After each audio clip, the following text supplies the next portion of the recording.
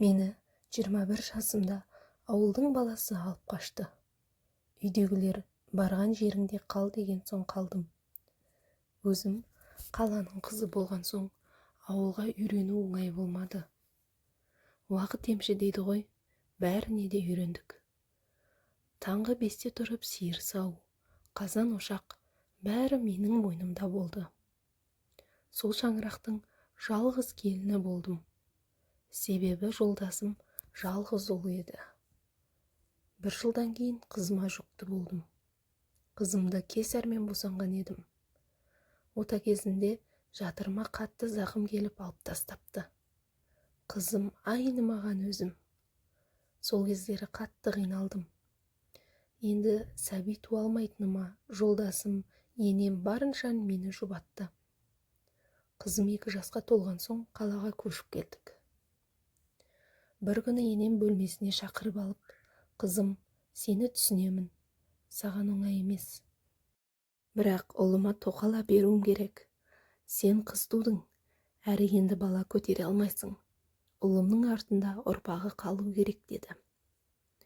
Дәл сол сәтте жүрегім қарс айрылды. Түнімен жылап енемнің сөздерін ой елегінен өткіздім. Енемнің сөздерінің жаны бар екенін ұқтым.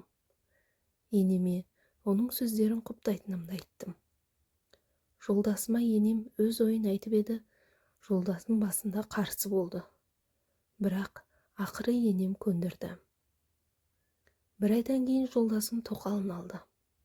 Тоқалы жап-жас әдемі екен. Қанша дегенмен әйелмін ғой, ішім күйіп, жолдасымды қатты қызғанып жүрдім. Тоқалмен басында ара қатынасымыз жақсы болды. Кейін ол баланы өмірге әкелді. Қайын жұртым қатты қуанып, ұлан асыр той жасады. Барлығының көңілі соларға ауды. Қызым екеумізге ешкім қарамайтын. Жолдасымның тоқалы да сол сәттен бастап өзінше бола бастады.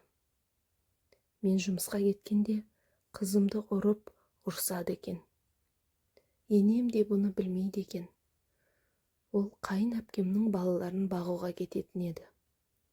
Мен ештеңеге қарамай жолдасыма барлығын айтып бердім. Ол басқа қалаларға іс-сапармен жұмысқа баратын. Сол үшін ештеңеден хабары болған жоқ еді.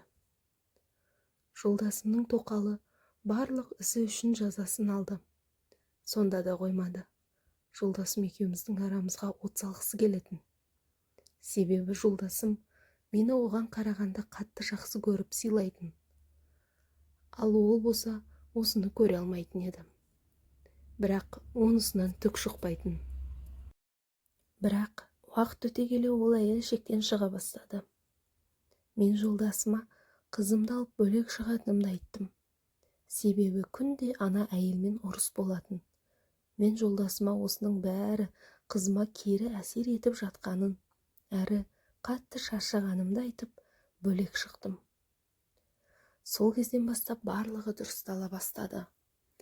Тұйық қызым бұрынғыдай еркелеп, мінезі де ашыла бастады. Әр демалыс күндері жолдасым бар уақытын бізге арнайтын. Жолдасым біздің бар жағдайымызды жасады. Үй, машина, барлығын әперді. Бәріне Аллаға шүкір әрине. Қазір мен 39 жастамын. Қызым 16 жаста. Қызым өте әдемі, ақылды, тәрбиелі қыз болып өсті. Астана қаласында тұрамыз. Келесі жылы қызым Құдай қаласа мектебін бітіреді. Жолдасым тоқалы екеуінің 2 ұлы, 1 қыздар бар. Қызым бауырлармен жақсы араласады. Бірақ жолдасымның тоқалы қызымды әлі де ұнатпайды. Кейде әдейі анау әйел жолдасым мен қызымның ортасына от салады.